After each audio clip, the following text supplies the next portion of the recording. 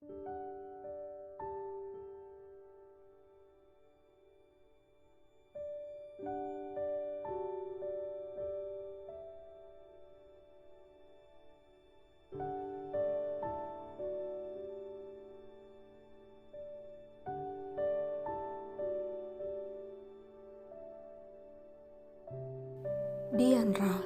Sudah 2 hari berlalu tetapi Diandra belum juga bangun dari tidurnya.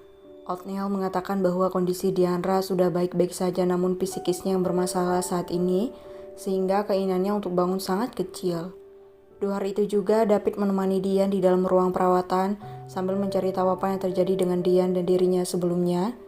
David ingin tahu jelas apa yang terjadi pada Diandra. Joel dan Pasco juga ikut menemani David di ruangan itu untuk menjaga keamanan mereka serta menjaga agar identitas David tidak terbongkar ke publik. Kapan dia bangun, Nel? Kau ini bisa bekerja atau tidak? Kenapa lama sekali dia bangunnya? Gerutu David sambil melemparkan tatapan kesal ke arah Othniel yang sedang santai membaca majalah sambil memakan jeruk yang dibawa oleh Joel ke ruang perawatan itu. Cak, kau tidak sabaran? Gerutu Othniel sambil mengunyah jeruknya. Bagaimana aku bisa sabar saat melihat dia tidak sadarkan diri selama 2 hari, Niel? Ucap David memasang wajah kesal. Cak, bukan aku yang salah. Wanita itu yang tidak mau bangun, jangan salahkan aku, dasar bodoh. Umpat Niel yang menyudahi jeruknya dan memilih tidur di atas sofa dengan majalah menutup wajahnya. Kau diamlah, aku mau tidur. Semalaman aku tak bisa tidur karena operasi dadakan, aku sangat lelah.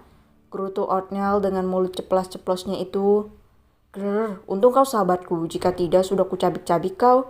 Ucap David dengan wajah kesal karena sifat tengil Othniel. Meski mereka sering berdebat, tetapi Pasco, David, dan Joel paham bahwa tugas Othniel memang berat karena dia yang paling peduli dengan pasien. Dia benar-benar seorang dokter yang berdedikasi dengan pasiennya. Othniel tidak mempedulikan ucap teman-temannya, baru sebentar dia menutup mata. Pria muda berusia 25 tahun itu sudah terlelap dengan posisi seperti sebelumnya. Cak, cepat sekali molor anak ini. Gumam Joel sambil geleng-geleng kepala melihat Othniel yang sudah terlelap.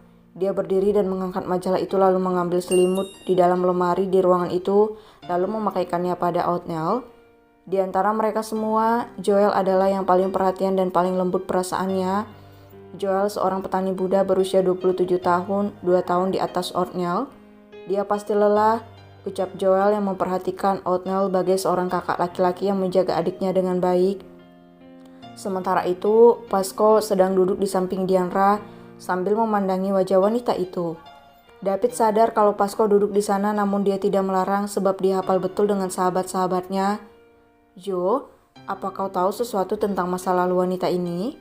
Tanya Pasco pada Joel yang tengah duduk manis di atas sofa sambil menonton video cara menanam buah durian di Jerman yang tidak mungkin bisa dilakukan. Ada-ada saja pria ini. Dia bukan anak kandung keluarga Aniston, dia hanya seorang anak pungut, ucap Joel sambil membuka informasi yang didapatkannya dari pencariannya selama 2 hari ini. Jadi dia bukan anak kandung keluarga itu, ucap David terkejut, bukan main. Joel hanya mengangguk pelan memberikan jawaban pada David yang tampak terkejut. Lalu di mana orang tua kandungnya? Tanya Pasco namun hanya dijawab dengan gelengan kepala oleh Joel menandakan bahwa dia tidak tahu dan belum mencari tahu.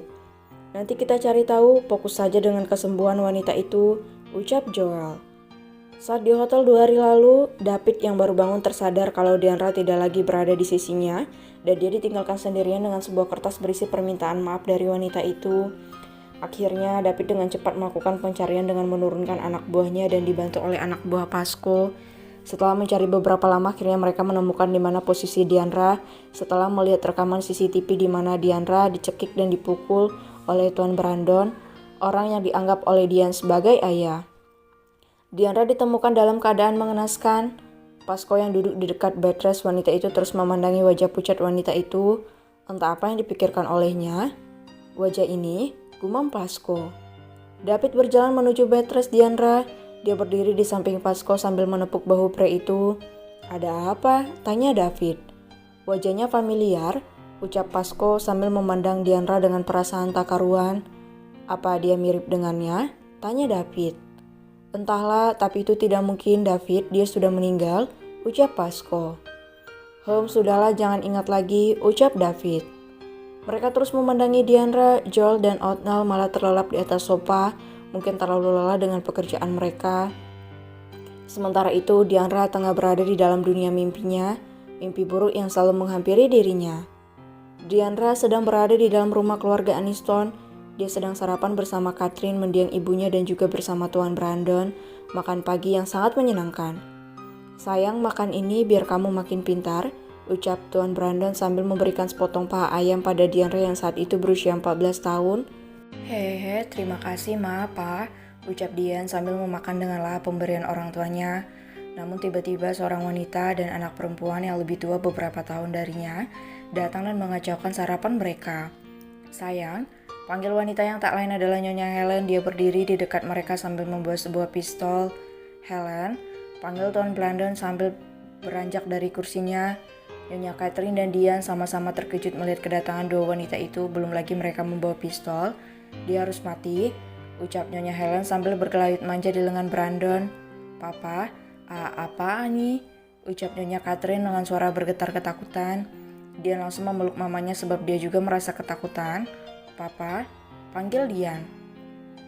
Raut wajah Tuan Brandon seketika itu berubah. Dia mengambil pistol di tangan Nyonya Helen dan mengarahkan pada Dian dan Nyonya Catherine. Apa yang Papa lakukan?" "Sayang," teriak Nyonya Catherine histeris. "Kau harus mati," ucap Tuan Brandon dengan seringnya di wajahnya. Nyonya Helen dan Bella tersenyum puas di depan mereka berdua. Tuan Brandon menarik pelatuk pistol dan mengarahkannya pada Dian dan dor. Satu tembakan meleset menembus kepala Nyonya Catherine yang memeluk Dian agar peluru itu tidak mengenai gadis itu. Mama," teriak Dian histeris saat melihat wanita itu mati di depan matanya. Tiba-tiba Dian sudah berada di dalam kamarnya. Ruangan remang-remang, terdengar suara langkah kaki mendekati ruangan itu. Dian memeluk lututnya ketakutan. Dia menangis mencari mamanya. Tubuhnya gemeteran, bibirnya dikulim, matanya melihat ke sana kemari mencari bantuan. "Mama," Dian takut. Hiks, Mama," tangis gadis itu sambil menyembunyikan tubuhnya di balik selimut. Tiba-tiba tangan seseorang menarik rambutnya. Lampu dinyalakan, tampak Nyonya Helen, Tuan Brandon, dan Bella berdiri di depannya. Nyonya Helen menarik rambut Dian dan plak, plak, plak. 3 tamparan mendarat di pipi gadis itu saking kerasnya. Bibirnya sampai berdarah. "Dasar kurang ajar, tidak tahu diri. Kau harus bekerja cepat bersihkan rumah ini atau kau akan menyusul wanita sialan itu," ucap Nyonya Helen sambil menatap Diandra dengan tatapan menyeramkan. Tuan Brandon mengambil ikat pinggangnya dan slak, slak, slak. Dia mencambuk tubuh Diandra sambil terluka, membuat gadis itu menangis dan meminta ampun. Rasanya sangat perih, sakit di tubuh dan hatinya benar-benar membuatnya hancur. "Ampun, Hiks, sakit Ma, Pa jangan, tolong Mama. Hiks, sakit, jangan."